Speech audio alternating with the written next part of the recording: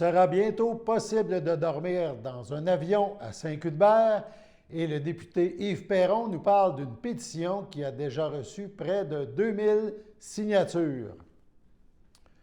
Donc, bonjour à tous et bienvenue à votre bulletin d'information sur les ondes de CTRB, votre télévision locale et régionale, en ce 4 février.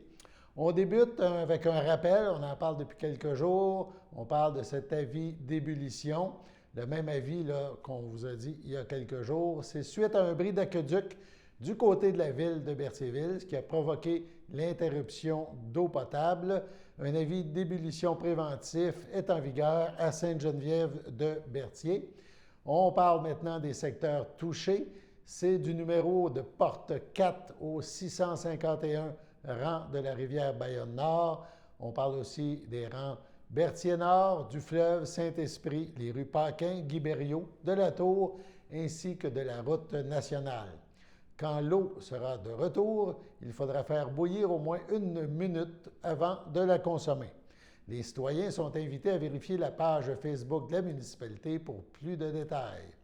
La municipalité de Sainte-Geneviève de Berthier, également sur sa page Facebook, mentionne que si certains citoyens manquent d'eau potable, ces derniers peuvent s'en procurer au garage municipal et ce jusqu'à 19h30 le soir. On a aussi parlé d'un autre avis, l'avis de dimanche dernier. Rappelons que l'avis d'ébullition de dimanche à Sainte-Geneviève de Berthier, suite au bris d'aqueduc, est toujours maintenu. Les citoyens demeurant sur les rues suivantes doivent faire bouillir l'eau au moins 1 minute avant de la consommer. On parle des citoyens demeurant entre le 98 et le 1365 du rang de la rivière Bayonne-Nord et ainsi que les gens demeurant sur le rang Saint-Esprit. Donc, on vous demande d'être prévoyant et de faire bouillir votre eau. On passe maintenant à une nouvelle concernant notre député fédéral, Yves Perron. Plus tôt aujourd'hui, CTRB a rencontré Yves Perron, député de Berthier-Masquinongé. Il a été question d'une pétition, la pétition E3106, qui vise l'amélioration du sort des aînés. On écoute le député à ce sujet. Donc, bonjour à toutes et à tous. Aujourd'hui, je suis en compagnie de Yves Perron, député de Berthier-Masquinongé. Donc, bonjour. Bonjour à vous, Madame Lemont, ça va bien? Oui, ça va bien, vous? Oui. Oui, donc, il y a plusieurs choses dans l'actualité des derniers jours, ou des dernières semaines, je devrais dire. On peut commencer avec la pétition.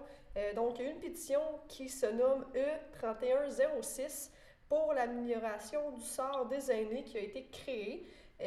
Si je ne me trompe pas, c'est jusqu'au 20 mars pour signer. Pouvez-vous me résumer un peu, c'est quoi les points clés de celle-ci?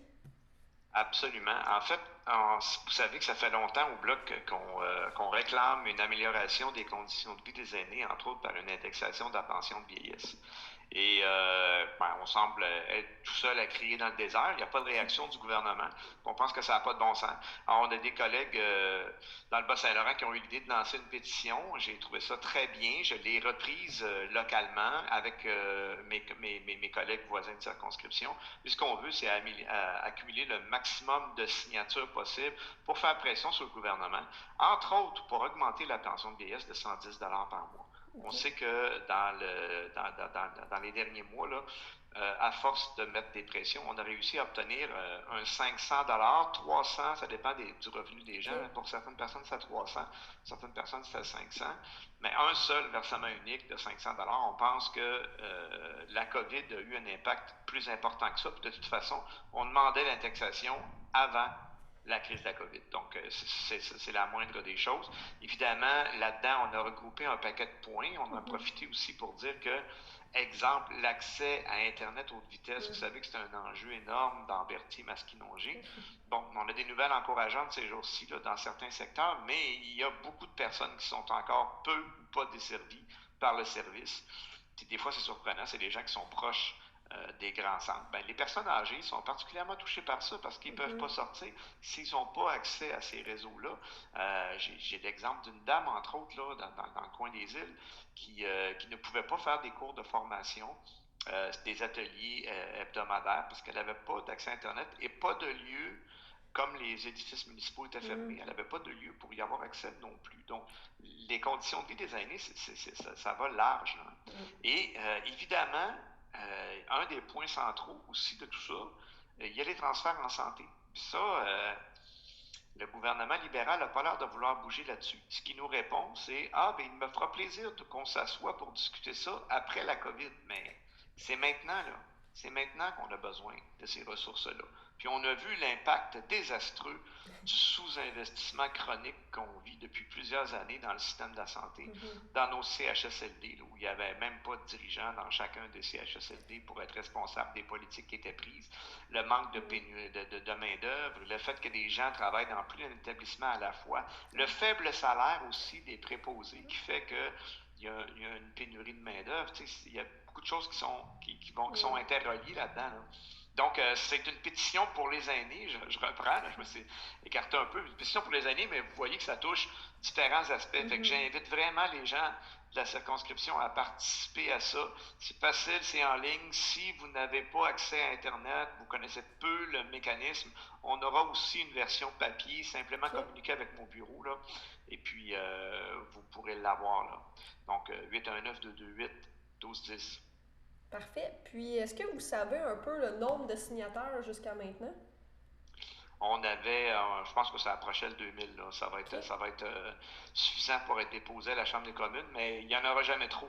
Fait que j'invite les gens à la signer massivement. Je pense que plus on aura de gens là-dessus, plus le message va porter fort à la Chambre des communes là, pour exprimer le besoin des personnes aînées. Exact. Puis il reste encore pratiquement, encore quasiment un mois, là, si je peux dire. Ben, voilà. Quasiment 2 mois, en fait. Là. C'est jusqu'au 20 mars. Absolument. Puis ça prend 2-3 minutes de signer ça. Ouais, fait que, je vous invite à les prendre, ces 2-3 minutes-là, c'est bien important. Nous avons également profité de cette rencontre avec notre député fédéral pour parler de ces nouvelles mesures qui touchent les voyageurs. On l'écoute. Puis là, si on passe à un autre point d'actualité, il y a finalement des nouvelles mesures qui ont été annoncées pour les voyageurs par M. Trudeau. Vous dites que justement, il a trop tardé. Pouvez-vous m'expliquer pourquoi, selon vous, il y a... Bien, en fait, c'est le problème de ce gouvernement-là, c'est la vitesse de réaction. Je ne sais pas de quoi ils ont peur, mais les décisions sont très lentes à prendre. Je vous donne un exemple précis, là. Quand on a appris qu'il y avait un nouveau variant en Grande-Bretagne, tous les pays du G7, le lendemain, ont arrêté les vols de la Grande-Bretagne vers leur pays. Au Canada, ça a pris 3-4 jours. Il a fallu que mon chef sorte en point de presse, le demander publiquement pour que ça finisse par se faire après 4 jours, alors qu'il y avait déjà des cas de ce nouveau variant britannique en territoire canadien. C'est ça, là, quand on dit que c'est trop peu, trop tard. Et là, tous les voyages qui ont eu lieu dans la période des fêtes, il faut comprendre que les gens qui sont allés en voyage, là, premièrement, c'était pas interdit. 2, quand ils ont acheté les billets, ben, c'était pas mal moins... on était beaucoup moins en crise que quand on est arrivé au mois de décembre. Les gens avaient peur aussi de perdre leur argent parce que le gouvernement canadien, malgré le fait que nous, on l'ait réclamé dès le départ, a refusé d'imposer aux compagnies aériennes de rembourser les billets d'avion aux gens. Fait que les gens se sont retrouvés avec des crédits voyage. Les gens se sont retrouvés avec l'idée de peut-être perdre ces montants-là, donc ils ont décidé d'en profiter. Il y a tout un paquet de facteurs qui a fait en sorte qu'il y a eu des voyages dans le temps des fêtes. Et que les quarantaines obligatoires, ils sont très peu supervisées en plus. Des gens vont recevoir 1 ou 2 appels automatisés. Êtes-vous chez vous? Il faut qu'ils pèsent sur 1 pour dire oui. Le gars, il est au centre d'achat, il reçoit son appel sur son cell, il fait 1, puis il n'y en a pas de contrôle. Donc, puis les gens, mais ils prennent des chances. J'ai triché juste une fois. Oui, mais ça prend juste une fois pour répandre le virus. Puis, il ne faut pas devenir extrémiste là-dedans non plus, mais il faut comprendre ça. Et quand on dit que là, il a finalement dit, il y a interdiction des voyages dans les destinations soleil, bien imaginez-vous donc, puis là, j'espère que vous êtes bien assis, ça, c'est juste pour les compagnies canadiennes. Fait que quelqu'un aujourd'hui pourrait s'acheter un billet d'avion sur Delta Airlines, compagnie américaine, puis y aller pareil. Fait qu'en plus de juste nuire à notre industrie aéronautique locale, les gens peuvent encore voyager. Bien sûr, là, la pression est devenue très grande. Je ne pense pas qu'il y a beaucoup de gens qui vont voyager, mais comprenez-vous les incohérences du gouvernement? Là, ce qu'on nous répondait en chambre hier, c'est qu'on est en négociation. C'est de la sécurité nationale. Moi, je pense qu'on peut dire il n'y a pas de voyage non essentiel. Puis les gens qui ont un voyage essentiel à faire, bien, il y aura des quarantaines supervisées. Comme on le proposait d'ailleurs dès le printemps dernier, entre autres pour les travailleurs étrangers temporaires. C'est ça qu'on veut dire quand on dit trop peu trop tard, c'est que ce gouvernement-là ne réagit pas rapidement. Oui, puis je sais pas, j'avais lu aussi à quelque part que c'était les compagnies aériennes qui avaient décidé à la base de dire bon, nous, on ne proposera plus de voyage, donc encore là, c'est pas nécessairement le. En fait, c'est ça. Ça a été suite à la discussion avec le gouvernement, mais c'est les compagnies aériennes canadiennes. C'est ça. C'est que, en tout cas, moi j'invite les gens évidemment à ne pas voyager dans la semaine de relâche sur l'extérieur. Là, on a plein de belles places au Québec. Il faut être prudent. Éviter le plus possible les déplacements entre régions. Puis on est capable de se ressourcer en restant au Québec. Exact, c'est ça. On a plein de belles places, là, surtout dans notre région. Là, je pense qu'on peut en profiter au max. Voilà. Est-ce que vous avez eu des réponses justement aussi, il y a les remboursements, tu en parlais un peu, là, des remboursements des clients qui ont décidé de ne pas voyager, tu sais, qui avaient eu eux, il y avait eu un crédit ou quoi que ce soit, puis ont décidé de ne pas y aller? Oui, en fait, oui. Puis il y a des gens, dans le temps des fêtes, qui avaient acheté des billets et qui ont décidé de ne pas y aller parce qu'ils se sont dit c'est dangereux, on n'y va pas. Exact. Ces gens-là risquent de perdre de l'argent, ça n'a pas de bon sens. Il faut que le gouvernement force les compagnies à rembourser. Ça, c'est toujours pas fait. Il n'y a pas d'entente encore entre les compagnies aériennes et le gouvernement fédéral parce qu'il doit y avoir un soutien à l'industrie aéronautique. Il faut faire attention parce que dans le discours, des fois, on peut avoir l'air d'être en opposition avec l'industrie des voyages en avion. C'est pas ça. C'est qu'on veut protéger la santé du public, mais en même temps, on pense que ça prend une politique de l'aéronautique. Vous savez qu'au Québec, là, à Montréal, c'est un des rares endroits dans le monde où on est capable encore aujourd'hui de construire un avion de A à Z, toutes les pièces. Fait que c'est pas juste les grandes compagnies comme Bombardier, là, c'est aussi tous les sous-traitants qui viennent aux alentours de ça. C'est des milliers d'emplois, c'est des secteurs de haute technologie, c'est des emplois bien rémunérés, des emplois d'avenir, et il faut que le gouvernement apporte une aide ponctuelle à cette industrie-là pour qu'elle reste là. Parce que si ça ferme, demain matin, on n'est pas gagnant. Je vous fais un parallèle avec l'industrie des pharmaceutiques. Montréal a déjà été une plaque tournante de la recherche des médicaments, puis on a laissé tomber ça dans les coupures conservatrices, entre autres, on a coupé les crédits, puis ainsi de suite. Les compagnies sont parties ailleurs où est-ce que c'était plus rentable, où est-ce que c'était plus avantageux pour eux, et on se retrouve comment aujourd'hui? On se retrouve dépendant de l'extérieur pour la production des vaccins. Là, on nous annonce cette semaine, il y a une entente avec Novavax, on va fabriquer les vaccins à Montréal, mais en 2022, on va avoir fini de se faire vacciner. Ce sera pour la prochaine fois, c'est correct, pareil, on va le prendre, là. Oui. Soyons constructifs. Mais tu sais, cette année, là, si on avait préservé dans le passé notre industrie, puis si on avait négocié comme il faut des contrats avec les fournisseurs de vaccins, non seulement en acheter, parce que là, vous savez que et les États-Unis et l'Europe menacent de contrôler les exportations de vaccins. On se retrouve dépendant, on se retrouve à quêter l'étranger pour avoir un vaccin. Si on avait négocié des brevets pour avoir la capacité de le fabriquer ici, bien, ça aurait été plus efficace. Puis là, on parle d'instaurer une usine en 2022, mais il y avait des installations qui étaient existantes. Le nom ne me revient pas au moment où on se parle, mais il y a des gens qui auraient pu fabriquer les vaccins cette année. À un moment donné, ça manque d'efficacité et de rationnel. Là. Il faut que ça bouge. Puis il y a aussi, il n'y avait pas de réponse dans le dernier communiqué que j'ai lu concernant les gens qui sont testés positifs, qui doivent être en quarantaine quand ils reviennent de voyage, mais est-ce qu'ils doivent payer justement à leurs frais leur séjour qu'ils font superviser ou pas? Ce qu'on nous a dit jusqu'à maintenant, c'est que oui. Okay. Nous, on dit faut avoir de la nuance là-dedans. C'est quelqu'un qui décide qu'il va se faire bronzer à Punta Cana pendant une semaine, sachant pertinemment qu'on est en pandémie, puis qu'il y a un risque, qui revient, puis qui est testé positif, semaine de valeur, paye ta quarantaine à l'hôtel.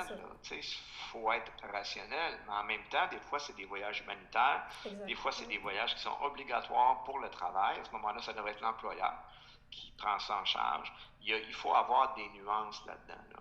Des fois, c'est des réunions, des réunifications familiales. Il y a beaucoup de cas différents les uns des autres.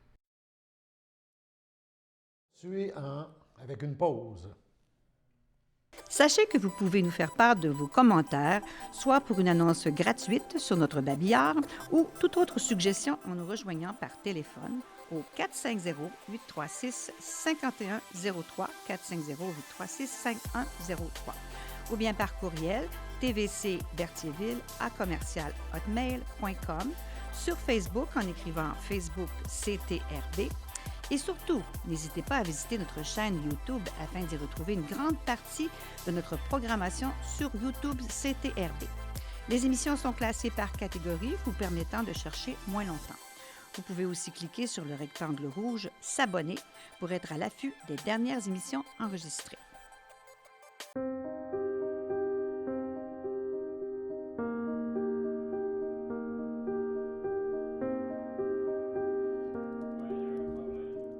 Je vois, de toute façon, il n'y a pas de mort, là.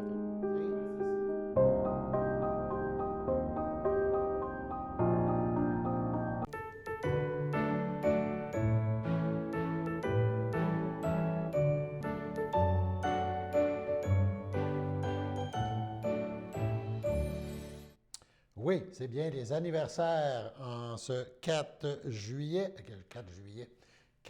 février, pardon, on a hâte à l'été. Donc, la FADOC de l'Île-du-Pas souhaite bonne fête à Jean-Marc Boucher et le Centre d'action bénévole d'Autrey souhaite bonne fête à José Corbeil. C'est votre anniversaire aujourd'hui. On souhaite que vous passiez une agréable journée de fête. On poursuit nos informations. Nous avons rencontré hier à nos studios le président et fondateur d'ULM Québec, Guillaume Narbonne. Monsieur Narbonne revient sur les péripéties auxquelles son entreprise a fait face, et ce depuis quelques années. On l'écoute. Après 3 ans de litige, on pourrait dire, pour ULM Québec, c'est la lumière au bout du tunnel, où j'ai encore une phrase que j'aime plus, vu qu'on parle, évidemment, on parle d'ultra léger, de ce qui vole dans les airs.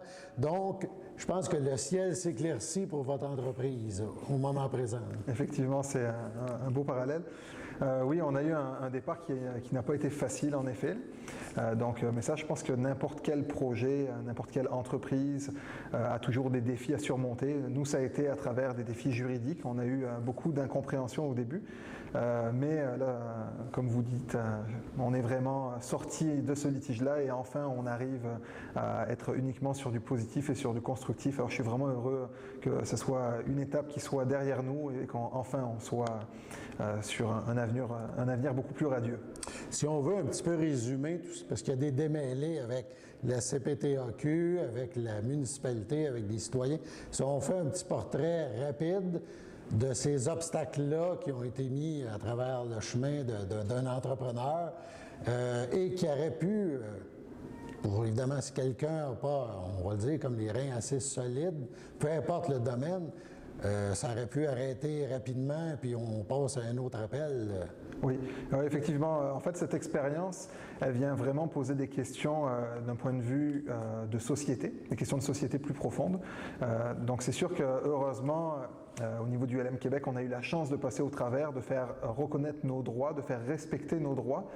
Mais c'est sûr que ça aurait pu être différent pour un entrepreneur qui n'aurait peut-être pas autant préparé le projet, n'aurait pas eu les moyens de ses ambitions, puis les moyens de faire valoir ses droits en fait. Donc si on pense un petit peu à l'historique, on a eu dès le début une réticence au niveau, une réticence en fait qui est plus une incompréhension au niveau des citoyens et de la municipalité. Et là, on est parti sur un processus juridique qui a été long et coûteux pour toutes les parties en fait. Et on a travaillé pas mal avec tous les tribunaux parce qu'au début on était sur une injonction, donc essayer d'empêcher une activité. Là, c'était pour des raisons environnementales, parce qu'à l'époque, je ne sais pas si vous vous rappelez, mais c'était à peu près dans la même époque où il y avait les grenouilles en Rive-Sud, etc.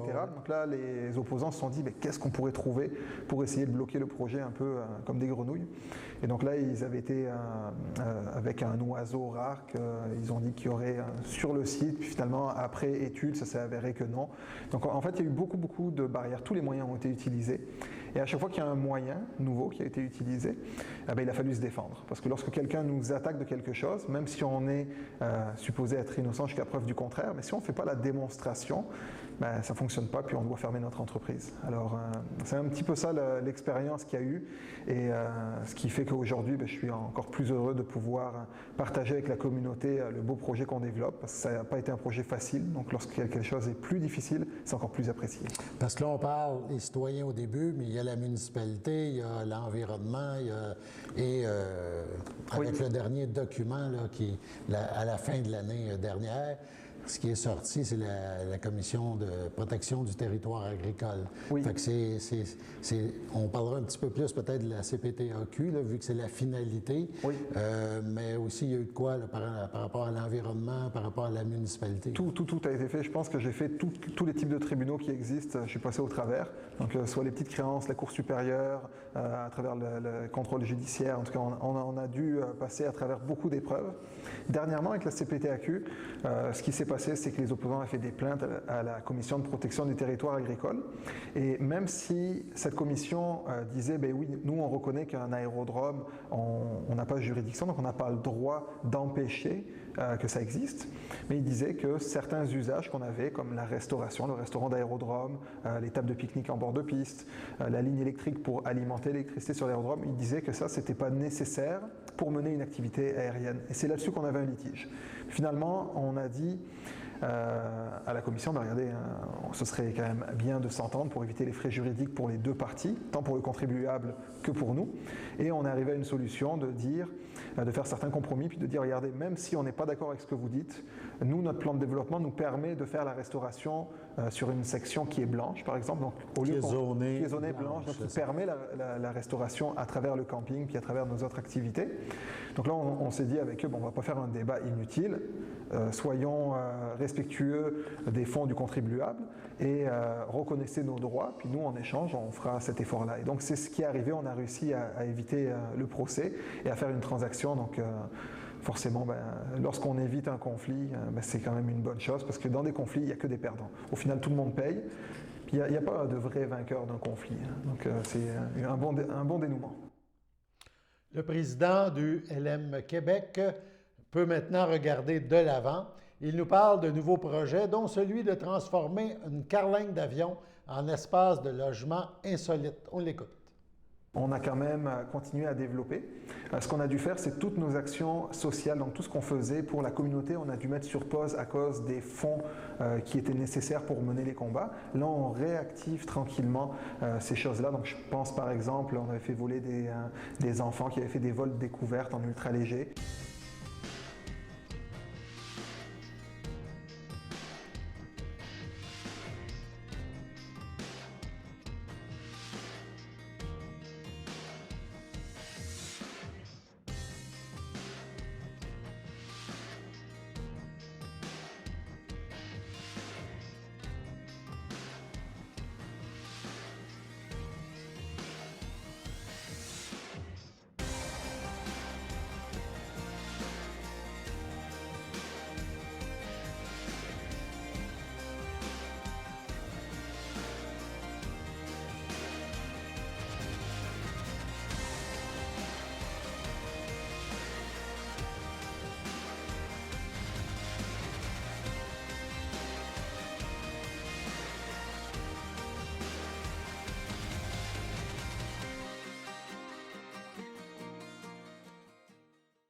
On avait dû mettre sur pause, mais là on est en train de planifier la reprise. On avait travaillé avec l'École polytechnique de Montréal, on avait travaillé avec différents acteurs, et ça on peut reprendre. Pour le reste des activités, ce qui est intéressant, c'est que maintenant qu'on n'a plus aucun conflit, on peut développer et prendre plus de temps pour notre communauté. Donc on s'est dit, actuellement, avec la pandémie, avec le Covid, il y a certaines sections du centre aéro-récréatif qui sont moins prioritaires. Donc je pense par exemple à tout ce qui est des festivals. On faisait des festivals, un rassemblement de paramoteurs, donc des sortes de parachutes avec un moteur dans le dos. Puis là, les gens pouvaient participer à ça. Ce festival, on le garde limité juste aux pilotes, on n'a pas le public. Après, on avait des courses nord-américaines de drones. Ça, c'est les sortes de petits hélicoptères téléguidés qui vont très très vite, ou les sortes d'ailes, puis là on fait des courses un peu comme les NASCAR, mais version modèle réduit. Donc ça aussi, ces activités-là, on l'a gardé juste pour les membres, puis on n'a pas ouvert au public cette année. Qu'est-ce qu'on a d'autre? On a le festival d'aviation générale aussi. Donc c'est tous ces événements-là, grand public, on a restreint là, pour s'assurer que ça puisse avoir lieu, mais que ça respecte les normes. Puis ça, c'est toujours remis. En fait, on réanalyse tout le temps, puis ça change tellement vite de nos jours qu'il faut se réadapter. Ces projets-là, éventuellement, vont revenir avec des spectateurs. Exactement. C'est l'objectif, mais comme tout le monde, il faut être patient. Et pour le moment, là où on met l'énergie, c'est sur tout ce qui fonctionne avec les normes sanitaires actuelles. Donc tout ce qui est des logements insolites, on a fabriqué, dans le cadre d'une émission télé sur Historia, un bunker sous terre. Et ça, c'est un bunker que les gens peuvent louer à la nuitée et essayer l'expérience. C'est quoi de vivre une nuit sous la terre? Donc ça, c'est un logement insolite qu'on propose. Donc c'est quelque chose de amusant. Là, on ne parle pas de sous-sol. Non, on ne parle pas du sous-sol. Non, c'est vraiment, on arrive, c'est assez spécial parce qu'on arrive dans la forêt, il n'y a rien.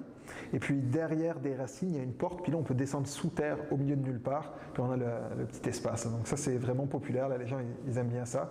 C'est hors du commun. Il n'y en a pas d'autres dans aucun camping au Canada. Donc c'est vraiment une expérience unique. Puis il y a d'autres choses insolites. Là, oui, il y en a d'autres. Ouais. On a une petite cabane dans la forêt. On a une sorte de chalet qui est un petit peu plus grand avec le jacuzzi. Et là, le dernier projet sur lequel je travaille, qu'on va sortir au printemps 2021, donc mois de mai, juin, c'est un avion. On a acheté une vieille carcasse d'avion, un King Air, donc c'est un avion comme un jet privé de 7-8 personnes, et on fait un logement à l'intérieur. Donc dans le cockpit, c'est un lit double, à l'arrière, on a un petit espace banquette avec le bar. Donc c'est vraiment une expérience amusante aussi. Et l'idée, c'est que les gens puissent essayer différentes choses. Donc une fois, ils vont essayer le bunker, l'autre fois, ils vont essayer l'avion, puis on va avoir des cabanes dans les arbres, les yourts, toutes ces choses-là. Le but, c'est d'avoir des logements qui sont tous différents les uns des autres pour mettre l'énergie sur l'expérience, puis la découverte. Puis là, on parle aussi camping, piscine. Oui. Là, on travaille à finaliser le bloc sanitaire du camping. C'est un camping qu'on fait grandir petit à petit. Donc là, on a une première phase, en fait, on est à la phase 2 qui permet d'avoir des mini-maisons. On a toutes sortes de résidents qui peuvent s'installer. C'est un camping 4 saisons. Alors c'est intéressant parce que les gens qui veulent venir juste l'hiver, juste l'été ou qui veulent prolonger leur saison peuvent le faire. Il n'y a pas beaucoup de camping 4 saisons au Québec.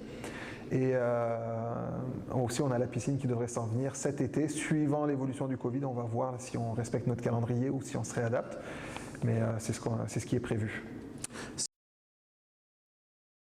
À la météo.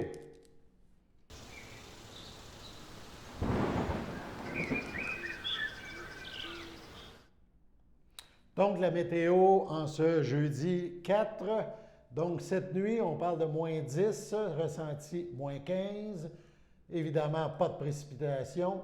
Vendredi matin, nuageux avec quelques flocons, moins 9, ressenti moins 15. Mais on parle d'une trace de neige, environ 1 cm. En après-midi, toujours un peu de neige. C'est plus certain parce qu'on parle de 90 2 à 4 cm. Vendredi soir, quelques flocons pour terminer, évidemment, cette petite bordée. C'est quand même plus chaud, 0. Même chose en soirée, 0. Dans la nuit, on parle de moins 7. Mais bref, des journées très calmes, des belles journées d'hiver. C'était Alain Bellumeur au Pépitre en ce 4 février pour votre bulletin de nouvelles sur les ondes de CTRB, votre télévision locale et régionale. À demain.